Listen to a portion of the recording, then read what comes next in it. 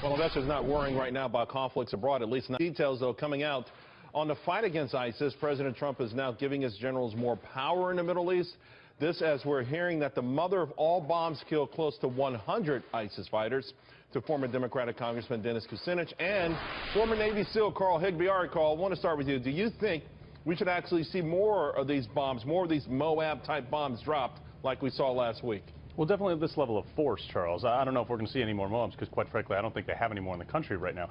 But we will see increased level of explosives like this because, look, this was one of Donald Trump's campaign promises. Like, I'm going to bomb the hell out of ISIS. And he is, because that's what works. You know, diplomacy hasn't worked. Pulling out of there and apologizing hasn't worked. This is the only thing that seems to make it. Congressman, you seem to have some misgivings, though, about all of this.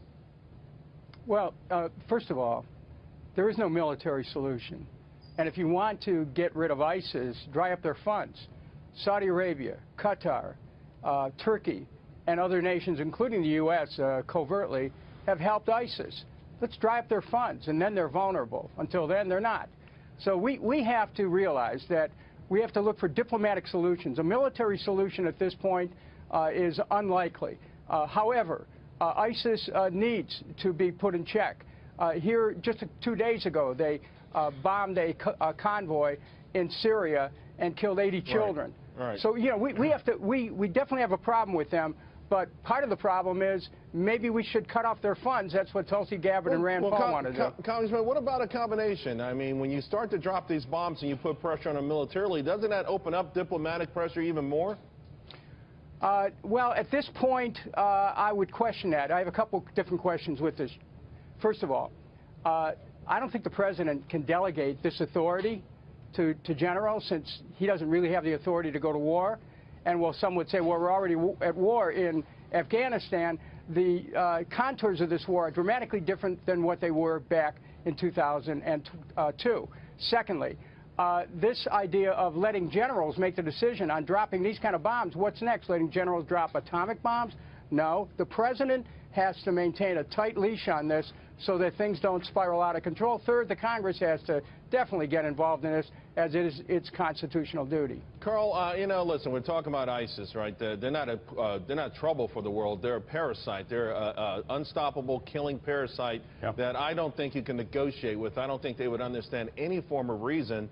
And it's one of these entities that thrives on power and intimidation, isn't it? Right, absolutely. And with all due respect to the congressman, I think the fact that he thinks that we need to seek a diplomatic solution to this is just the dumbest thing I've ever heard. These are people who are chopping people's heads off, burning people and dipping them in acid, and you want a diplomatic solution to them? No. These people speak force. That's the only thing that's going to solve this problem. And quite frankly, we tried to cut off their money. Donald Trump campaigned on the fact that we should have taken the oil before they got it. That was their money source. And guess what? We didn't have the backbone to do it. So now we're stuck here, and we have no choice but to use military might. You misinterpreted what I said. We've got to have a diplomatic solution with Saudi Arabia, with Turkey, with Qatar. They're providing money for ISIS. Dry up their money and we put them out of business. They're not interested.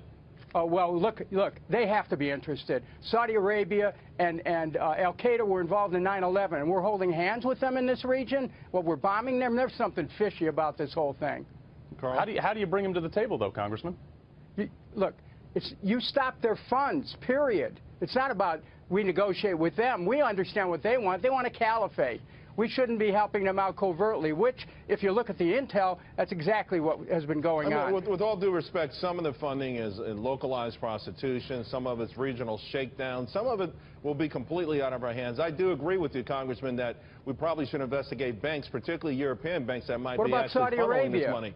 And you could even argue Saudi Arabia, I mean, and they're building this massive wall because they're afraid of ISIS, so it's a double-edged sword for them as well. They're funding them. But what we're talking about, though, is a solution to ultimately get them out of our lives and to rid this scourge from the presence of humanity. And I'm just not sure putting out the olive branch or closing down a few bank accounts will do it. Charles, you unleash the individual military might of the United States of America. We will kill every single bad guy we can get in contact and our intel sources can find. And that's the only way you're going to do it. Can you do that strictly from the air, though? No, you're going to need boots on the ground, which is, you know, unfortunate, but that's the way these wars go now. So you're saying more American men and women are going to have to die? Yes, sir. Oh, wait a minute. Stop. Full stop. get Saudi Arabia out of the game and Turkey out of the game and Qatar out of the game, stop letting the CEI work this out covertly and helping ISIS and Al-Qaeda and al-Nusra, and we can manage this thing. Right now, to escalate a war and send more of our men and women to die out there, total waste. Total waste. We cannot go in that direction. Let me add, before you jump in, Carl, Congressman, why do you think all of these parties that you're talking about are involved in this? Why would they be helping ISIS to this degree? So, there's a desire for a Sunni caliphate. There's a religious motivation underneath all this.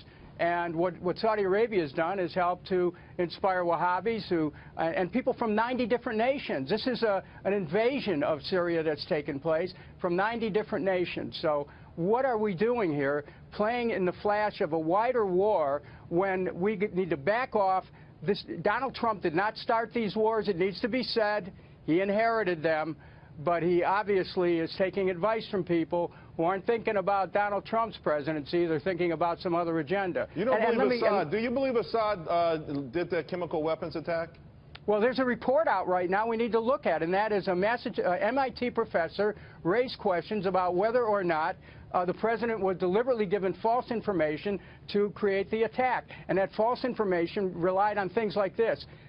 Dead canaries with workers right next to the dead canaries at the site. How in the world would the workers not be affected if the canaries are dead? There's there's fishy things going on here, and the president needs to get some advice to look at this so that he doesn't get trapped and we don't get trapped in a bigger war. Carl, how does the president push for more ground forces? I heard speculation that the NSA, National Security Council rather, has requested like perhaps 100,000 troops, or at least put it on the drawing board to go into Iraq.